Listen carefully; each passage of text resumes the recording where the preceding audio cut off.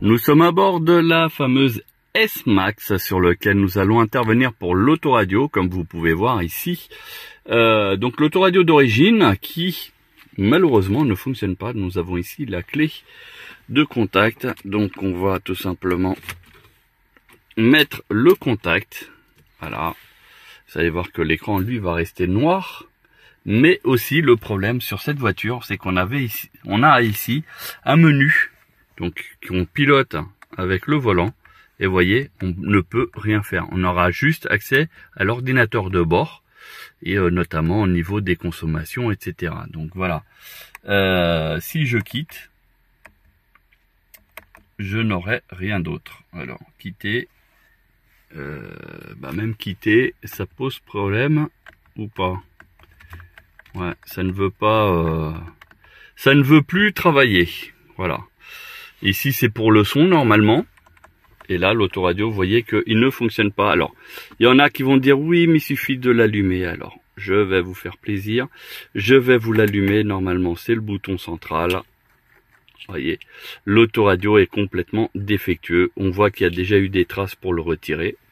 Donc, il est fort possible que on se retrouve avec un problème. Ah, ça y est, il est revenu à la normale.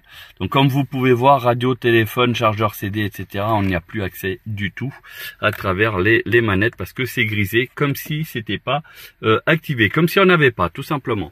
Et en fait, ça veut dire tout simplement que l'autoradio, il est défectueux parce que vous voyez, il s'allume pas alors qu'on a bien le contact qui est mis, hein, on a les voyants, le contact est mis et la voiture par contre ça ne fonctionne pas terrible. Voilà, donc ça c'est suite à ça qu'on va intervenir sur, on va le changer.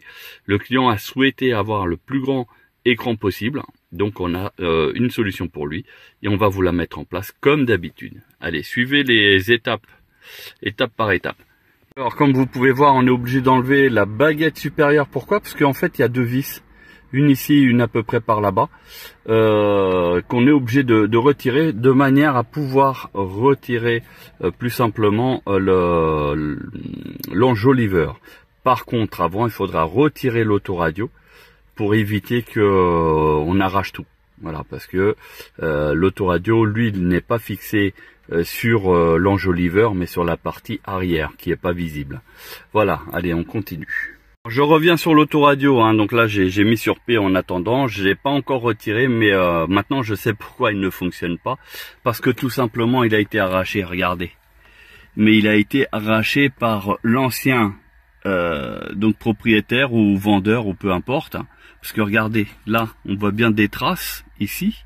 L'autoradio il avait été arraché parce que ils avaient certainement pas les bons outils, et en plus on a une fiche de l'autoradio qui est débranchée. Vous voyez la fiche blanche là-bas au fond où il y a un fil blanc et un fil rouge, ça c'est débranché. Donc du coup ils ont dû arracher l'autoradio. Et puis, quand ils l'ont remis, ça fonctionnait plus, tout simplement. Voilà, voilà la raison. Donc du coup, de ce côté-là, comme j'ai mis les clés, j'ai réussi à le sortir. Mais de l'autre côté, en fait, il n'y a que la partie haute que j'ai réussi à déclipser, comme vous pouvez voir. Ici, là, au niveau de mon doigt, là, ici, ça, j'ai réussi. Mais en bas, en fait, il est toujours clipsé parce que il a été complètement démoli. Alors, si je peux zoomer dessus, voilà, on voit qu'il y a eu de la trace de casse et tout. Voilà, donc je sais pas comment je vais faire, mais bon, on va y aller, hein, c'est pas grave. En tout cas, l'autoradio, lui, c'est sûr, il est mort.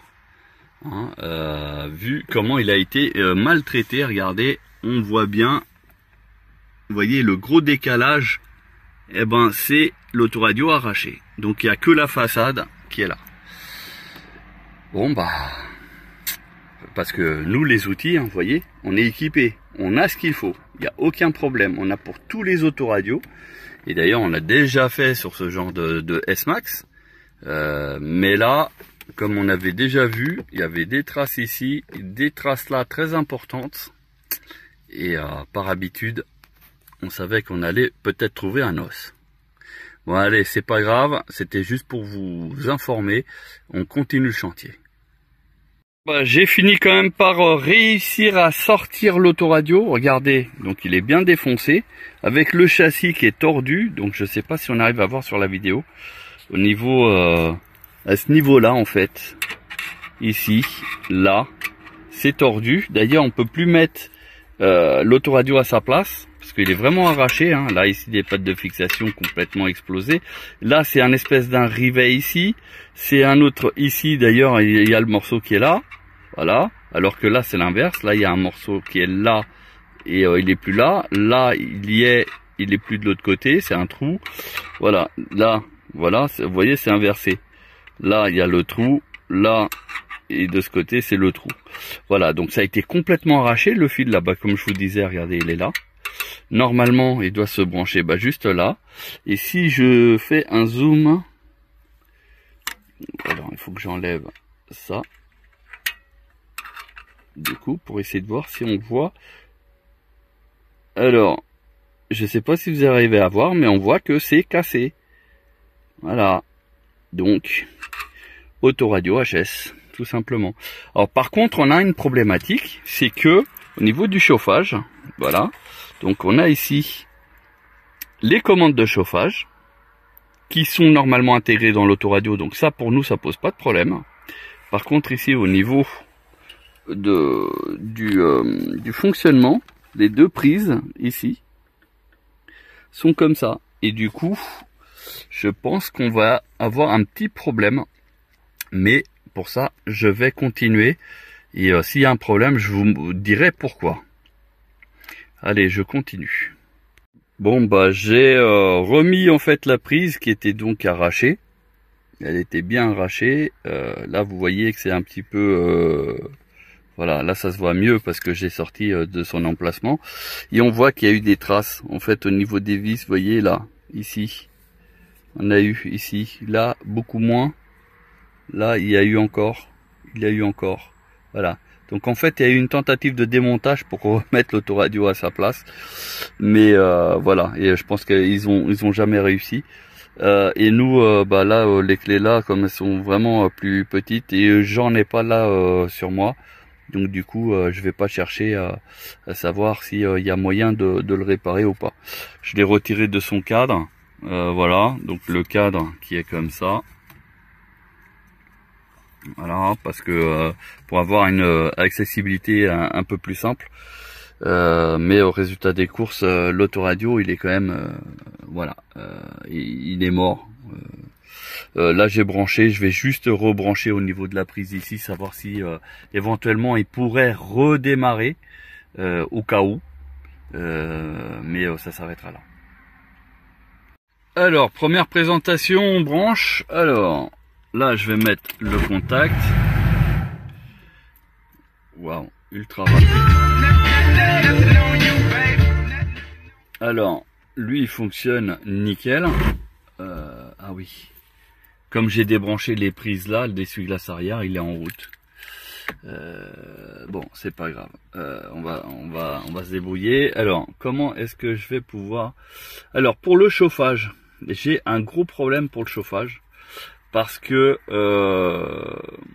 bah en fait il n'y a pas de branchement a priori prévu, parce que tout simplement ici c'est l'adaptateur général qui est prévu avec l'autoradio, donc l'alimentation et les haut-parleurs, voilà comme vous pouvez voir, et donc j'avais signalé qu'il y avait le chauffage qui était intégré, donc il devrait s'afficher là-dedans.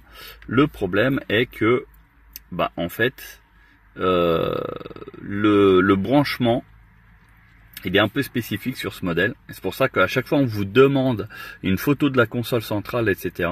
Parce que il faut qu'on soit vraiment sûr que l'appareil puisse être compatible à 100% avec la voiture. Et là, on a un cas concret où j'ai peur qu'il ne soit pas du tout compatible pour le chauffage, pour le son, etc. Il n'y a aucun problème. Autant pour le reste, eh ben non. Donc je vais essayer de voir. Donc ça, c'est les applications qui sont déjà dans le véhicule, comme vous pouvez voir.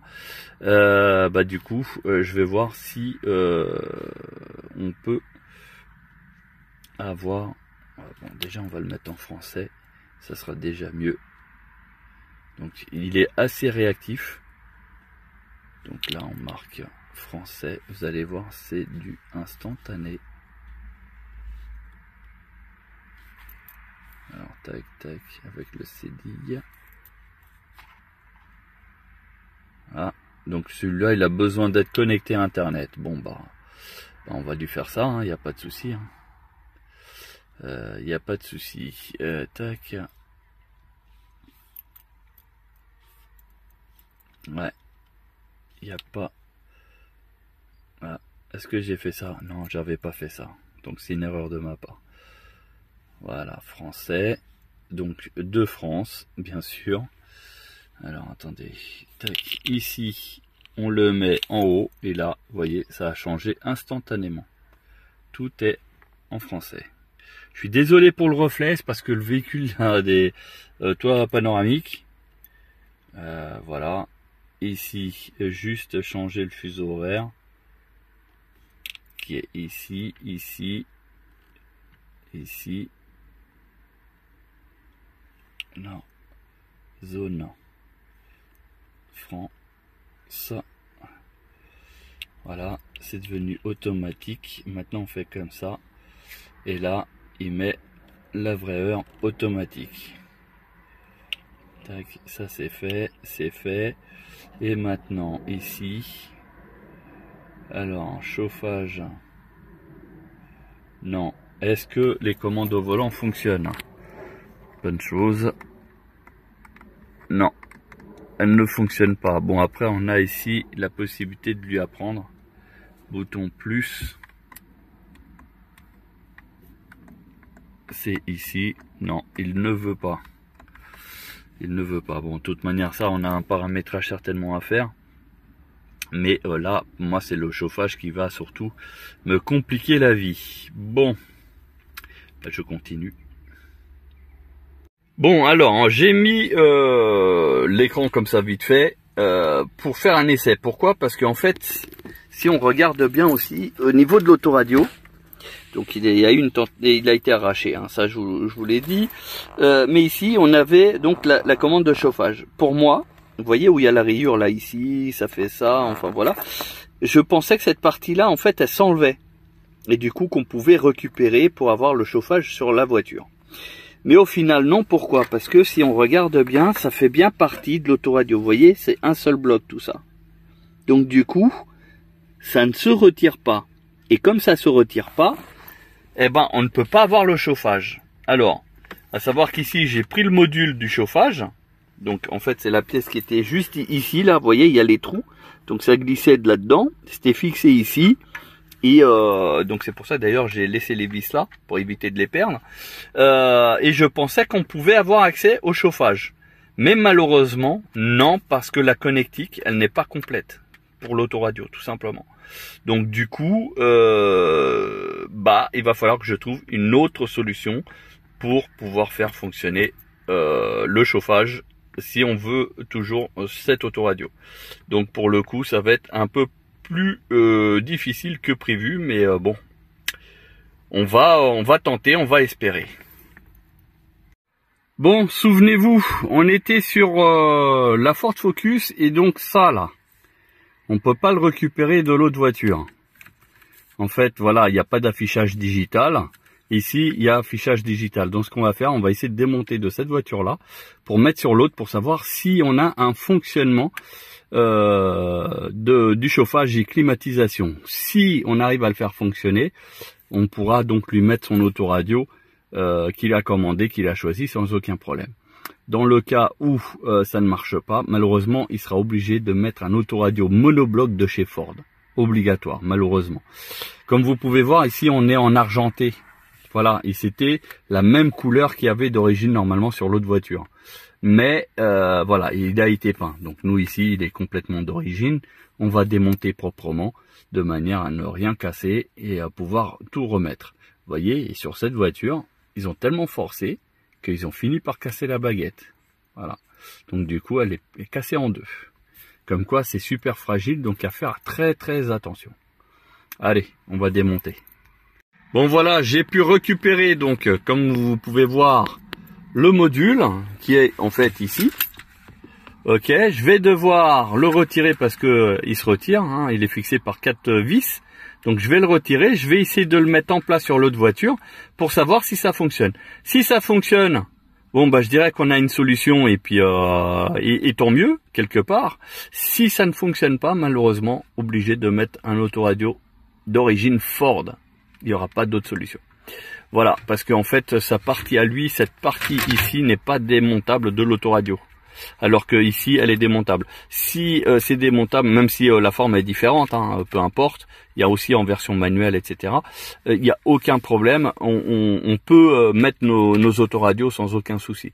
Là, pour le coup, sur son produit à lui, c'était intégré à l'autoradio. On ne pouvait pas le défaire. Donc voilà, même si on a pris le module, mais le module seul ne suffit pas parce qu'on n'a pas les boutons de commande directement. Et comme il manque des fils pour l'autoradio, donc c'est pour ça qu'on ne peut pas le commander depuis l'autoradio. Allez, c'est parti, on retourne à la voiture. Alors, je suis revenu sur la voiture, comme vous pouvez voir, donc là, on a le module d'origine. Donc là, j'ai défait de la voiture, de l'autre voiture hein, que vous avez pu voir. Et là, on a les prises. Donc au niveau des prises, ça doit être exactement les mêmes. Donc ça ne devrait pas poser de problème, en espérant que ça fonctionne, c'est surtout ça. Si ça fonctionne, après je me dépatouillerai pour le reste, c'est pas un souci. Mais si ça fonctionne pas, voilà.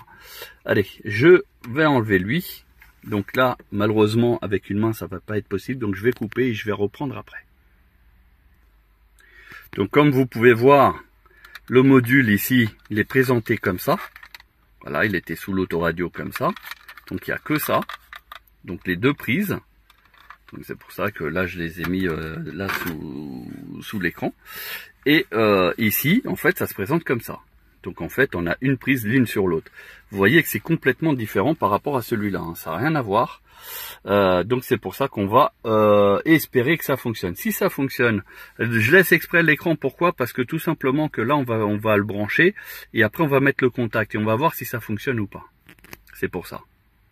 Voilà, c'est branché, donc vous voyez, ça se connecte sans problème. Donc maintenant, il faut juste espérer que ça s'allume. Alors, je mets le contact. Et on a bien le chauffage ici qui s'allume. Donc ça, c'est très bien. Là, j'ai fait off. Là, vous voyez.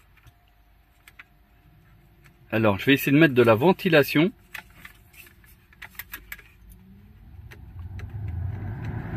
Et voilà, ça fonctionne.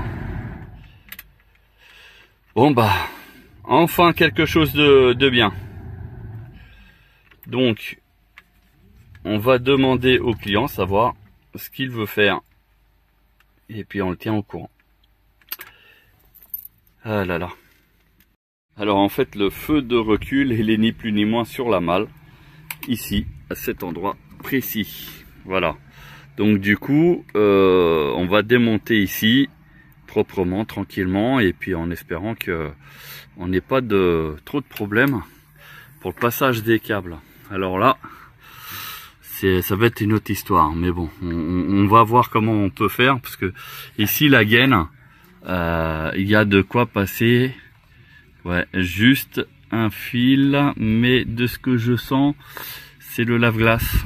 Donc je ne préfère pas mettre le fil dedans parce que si le tuyau de lave-glace il se rompt, automatiquement il peut y avoir un faux contact. Donc je le mettrai certainement en extérieur ici, enroulé, pourquoi pas, de manière à ce que ça soit propre quand même. Allez, c'est parti. Alors on a retiré la partie où il y a le feu arrière et du coup là au niveau de la prise, il faut qu'on détecte où se trouve la connectique pour l'ampoule, de manière à y brancher notre caméra. Donc c'est très simple là-dessus, pour repérer, hein, c'est très simple. Vous voyez, il y a des couleurs, il y a deux noirs. Donc logiquement, les noirs seraient ici des masses.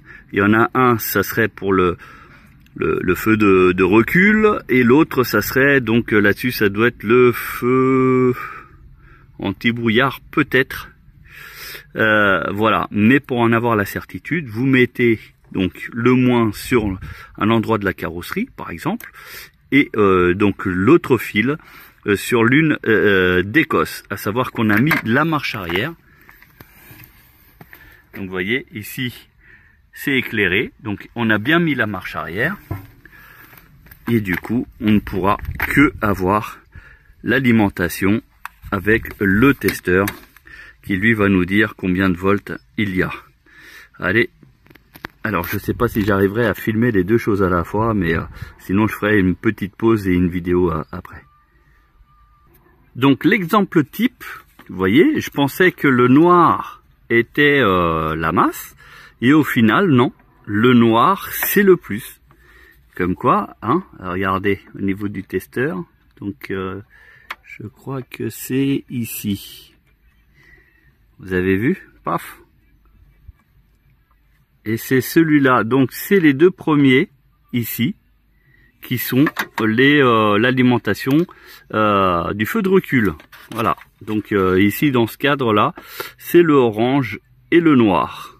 Et ouais, comme quoi, hein, il faut toujours contrôler, parce que là, vous voyez, j'étais en erreur, tout simplement. Parce que là, comme il y avait deux noirs, donc il était logique que ce soit les deux moins. Et vous voyez, ça a été inversé. Donc je pense que c'est d'origine, quoique ici, vous voyez, ce scotch là, c'est du scotch de masquage, donc en général utilisé par les carrossiers peintres. Voilà, donc après je sais pas, est-ce que le véhicule a eu un choc arrière et du coup le faisceau a été refait? Je peux pas vous dire. À savoir que pour les ampoules, il n'y a pas de sens, il n'y a pas de plus, il n'y a pas de moins. Donc à la rigueur, ça peut être branché un peu n'importe comment, c'est pas grave. Mais quand on veut brancher une caméra, il faut respecter le plus et le moins. Et du coup, c'est pour ça que je teste toujours, pour être sûr de ne pas faire de court-circuit ou tout simplement abîmer la caméra au montage. Voilà. Donc, caméra, elle fonctionne. Regardez. Ça éclaire, voilà, comme vous pouvez voir, ça éclaire et bien, c'est du LED blanc.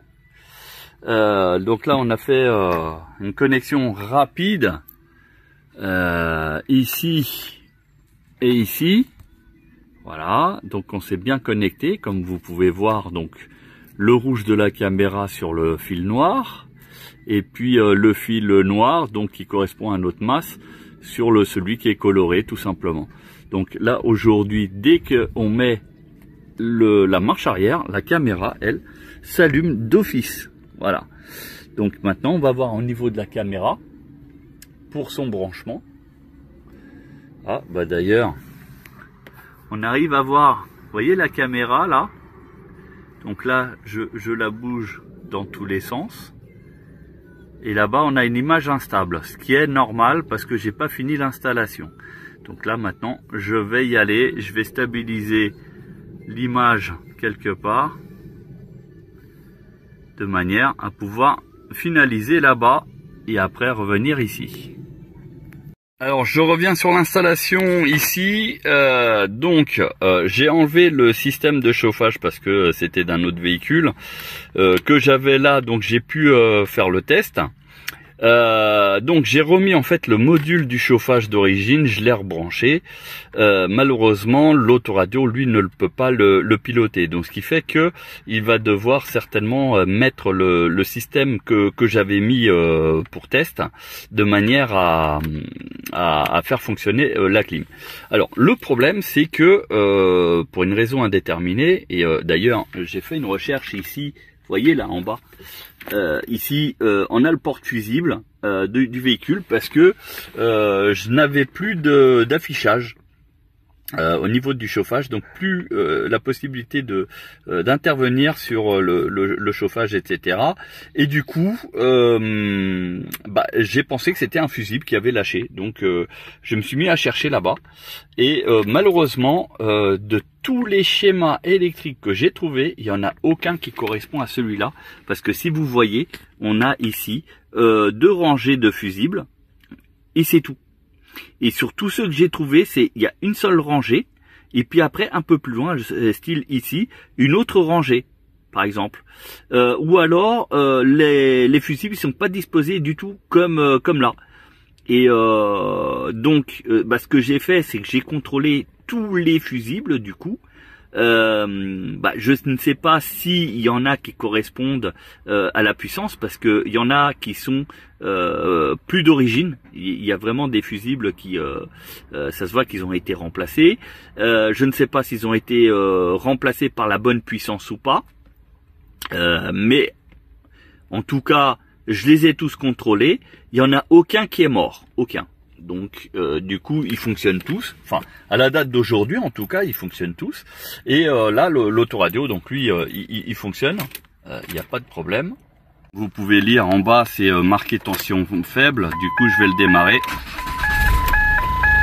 Voilà, donc là ça bip parce que entre guillemets on a la voiture qui a les portes ouvertes. Voilà, là j'ai encore le coffre. L'autoradio qui s'allume. Ici malheureusement le cache en fait il va rester comme ça en attendant que le client il trouve une solution. Donc voilà, l'autoradio il est bien en route. Voilà, et donc là l'autoradio, on arrive ici, donc j'ai mis un esthétique plus moderne. Marche arrière, l'écran, voilà, donc c'est normal, hein, c'est un peu en vrac. Si le véhicule avait des radars de recul, il serait affiché, donc là c'est pas le cas. Voilà, donc on a résolu le problème du frein, et là j'ai mis sur parking, et du coup ça fonctionne, enfin il revient. Dès que je mets marche arrière, tac, l'image se met automatiquement. Voilà, donc ça fonctionne.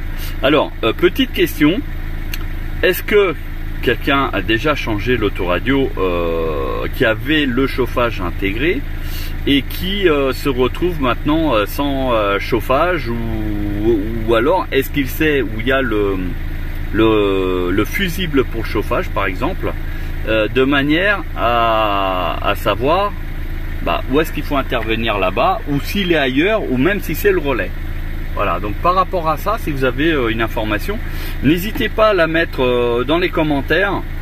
Le propriétaire du véhicule, il en aura connaissance. Et puis sinon, vous pouvez m'envoyer, et puis je lui enverrai en MP sans aucun problème. Voilà. Donc là, je vais juste remonter, tout remettre en place. Et puis il y aura cette partie là qui est percée, mais voilà, en attendant, parce que les commandes de chauffage de l'ancien autoradio ne sont pas compatibles là-dessus. Sinon pour le reste tout est fonctionnel, il n'y a pas de problème. La radio, non, elle était là, regardez, elle était là, tac.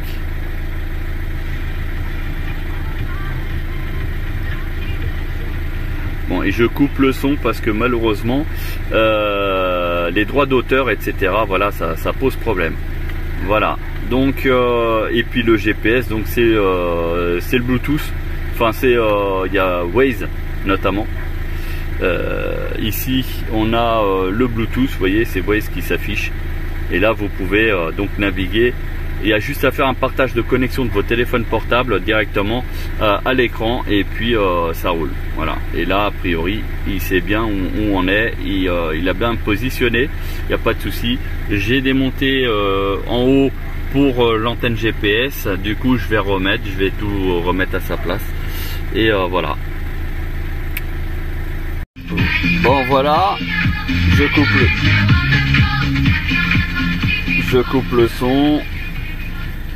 Alors, là j'ai déjà installé la console centrale comme vous pouvez voir. Donc là après je vais juste fignoler ici un petit peu de manière à ce que ça soit bien fixé, remettre bien les vis comme il faut là-haut, remettre la baguette d'habillage et puis normalement ça sera bon. On va remettre la boîte à fusible et puis on va être bon. Là on a passé les câbles ici de manière à avoir donc un câble de chaque côté ici, voilà, un ici, un autre là, comme ça on saura distinguer par exemple le côté droit, bah, c'est le USB 1 et côté gauche USB 2 ou inversement, enfin voilà. Donc ça c'est fait. Et puis pour le reste, bah, on a la caméra de recul qui fonctionne. Regardez, là je baisse sur R et là vous voyez, donc j'ai juste à fixer maintenant la caméra, parce que là elle est en suspens, et je vais pouvoir réhabiller tout l'arrière. Donc le passage de câble qui a été réalisé, donc qui passe ici par en dessous, des garnissages complets en fait ici pour le passage de câble. D'ailleurs là vous voyez, il y a le câble qui est là, c'est volontaire, c'était pour vous montrer, donc comme quoi il passe bien ici. Là on va voir au niveau de la porte arrière ici. Donc vous voyez, là ici en fait c'est la partie la plus difficile. Et là vous voyez, c'est bien passé, il n'y a aucun problème. Tac. Beaucoup de démontage, hein. Après passage là. Donc je vais vous filmer de la partie du coffre. Alors partie du coffre qui est là. Alors comme vous pouvez voir, voilà, donc ici il n'y a rien. Comme vous. Tac. Et on fait ressortir le câble donc de ce côté là. Comme je vous avais dit tout à l'heure, au niveau de la gaine, c'est de l'eau. Pardon. Donc ici, je préfère le faire passer en extérieur, sachant que c'est un petit câble blindé, donc ça va le faire. Là voilà, c'est comme ça. Et puis après, ça part à la caméra, et la caméra, je l'ai fixée ici. Comme ça, il sera balayé avec comment s'appelle, l'essuie-glace, parce que l'essuie-glace il passe bien là, donc le champ de vision il sera nettoyé, comme ça évite que ça soit dégueulasse tout simplement. Bah voilà, donc allez, on va remonter maintenant les baguettes d'habillage, et puis on va voir si tout est bon. Donc montage terminé, comme vous pouvez voir ici. Alors là vous voyez le câble, voilà, que j'ai enroulé, je l'ai fait sortir proprement, donc il n'est pas pincé, rien, parce qu'on peut le bouger si besoin, il n'y a pas de souci. Donc il est caché, tac, et là la caméra qui est à l'intérieur, qui va être donc super bien placée, juste en dessous du troisième feu stop. Là malheureusement il me restait que du scotch blanc, donc du coup j'ai peur que ça se voit. Alors attendez, on va justement voir ça. Ouais, exact, on le voit ici. Voilà, j'avais essayé là ici un petit peu pour faire une forme, mais du coup on le voit. Bon, je vais demander au client de voir plus tard si il peut mettre un scotch noir à la place, ça sera beaucoup plus discret, mais en tout cas on voit bien que c'est dans le champ de nettoyage de l'essuie-glace, parce que l'essuie-glace il essuie jusqu'ici, alors que la caméra elle est là. Donc du coup ça c'est bien, et on va voir comment ça se présente au niveau de l'écran. Allez, c'est parti. Tac.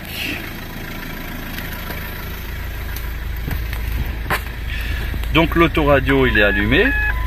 Là je mets marche arrière, et vous voyez, là on voit super bien. Ici c'est la plage arrière de la voiture, d'ailleurs qui est sur la limite du rouge. Là il me dit que la portière elle est ouverte, c'est pour ça que ça sonne dans tous les sens. Voilà, et s'il y avait des radars de recul, donc enfin des aides au stationnement, là il serait affiché ici. Voilà. Et donc dès qu'on enlève, paf, on est en mode normal. Tout simplement. Voilà, donc on a fini. Malheureusement là avec le trou, hein, comme je vous avais expliqué, il faudra trouver donc un système de chauffage comme celui-là par exemple, Voilà, donc ici, et on va faire et pour boucher le trou. Voilà, si la vidéo vous a plu, n'hésitez pas à vous abonner, à liker et à partager. À bientôt.